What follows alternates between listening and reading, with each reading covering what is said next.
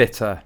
Harry stunned to know Queen's final words about Meghan father as painful slap on Sussex face. Meghan, Dad treated you like a princess your whole life.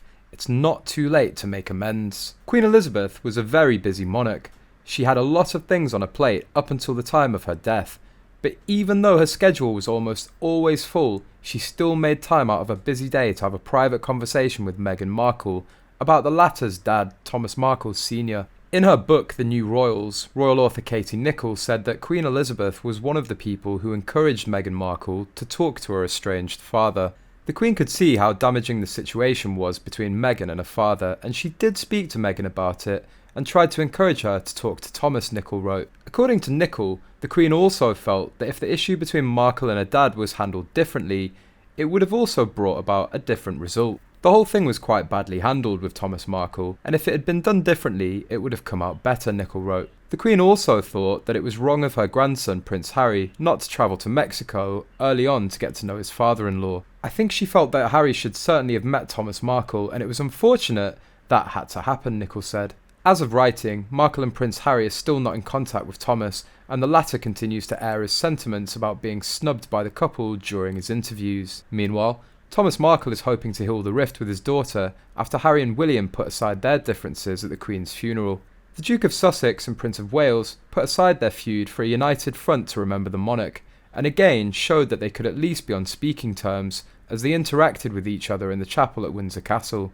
The 78-year-old watched the service with his son Thomas Jr. and was bolstered by the show of royal unity between the brothers.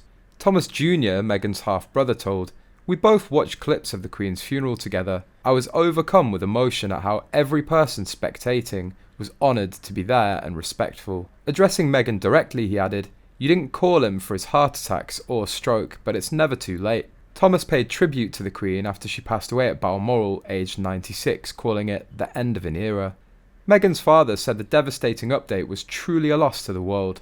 Thomas, who never met Her Majesty due to the fallout with his daughter before her wedding, added, "It feels like we've all lost a member of our family."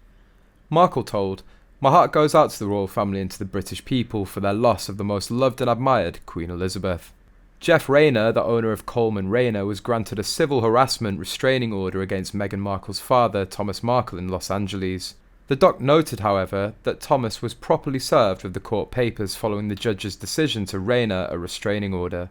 The restraining order is valid for 2 years, therefore expiring on September 13th, 2024. A source has reached out to Thomas's legal team for comment. The request for a restraining order came after Tom Bower's book, Revenge, Meghan, Harry and the War Between the Windsors, was published with an alleged death threat from Thomas. "I got screwed by Rayner, and I'm going to find a way to screw him over before I die. I want to tear him down.